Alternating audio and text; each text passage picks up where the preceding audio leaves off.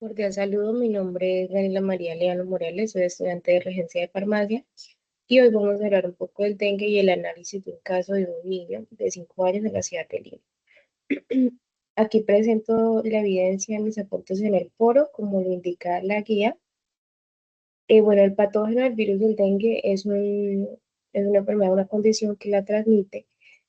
un vector que se llama Aedes aegypti, que lo conocemos como zancudo del dengue. Bueno, ¿qué favorece a que este vector se reproduzca? Bueno, muchas veces en casa, en ciudades o en las comunidades en las que convivimos se presenta estancamiento de aguas, botellas, charcos, albercas, que son las condiciones idóneas y perfectas para que este vector se reproduzca y, como ya sabemos, empieza a contagiarnos de la enfermedad del dengue, que muchas veces es una condición que algunos pacientes la sobrellevan muy bien, no tienen mayor afectación, como hay pacientes en los que puede llegar a causar inclusive la muerte. Eh, Aquí evidenciamos el caso de un niño de 5 años de sexo masculino que en la ciudad de Lima, Perú, presentó los síntomas del dengue. Evidenciamos que para el año 2023 el Perú presentó un alto índice de casos de dengue, condiciones como el clima que la favorecen demasiado para la producción del vector, condiciones como la falta de higiene, de alguna manera decirlo, donde se proliferaban los insectos, donde habían aguas estancadas, donde habían charcos de agua estancada que generaban las condiciones perfectas para que este insecto se reproduzca. Los síntomas iniciales que tuvo el paciente de 5 años fueron fiebre de 39 grados centígrados, cefalea, eyección conjuntival, malestar general que su madre trató de controlar con paracetamol, con acetaminofén, antes de asistir al médico. Luego de 2 días tuvo vómito, eh, presentó dolor abdominal, coloración amarillenta, escasez, escleras y coluria, y posteriormente acudió a emergencias, donde los médicos decidieron tomar otro tipo de exámenes para ver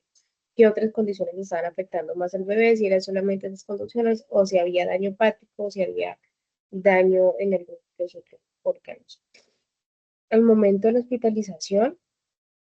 se plantean diagnóstico como el síndrome de ictericio, fiebre,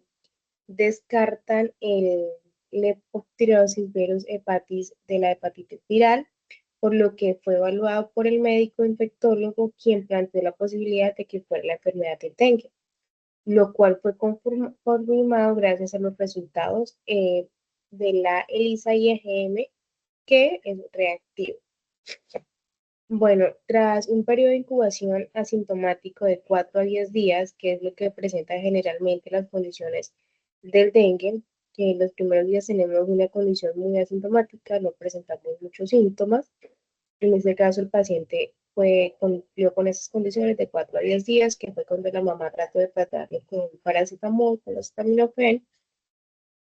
Es muy importante saber que cuando hay un paciente en esta condición,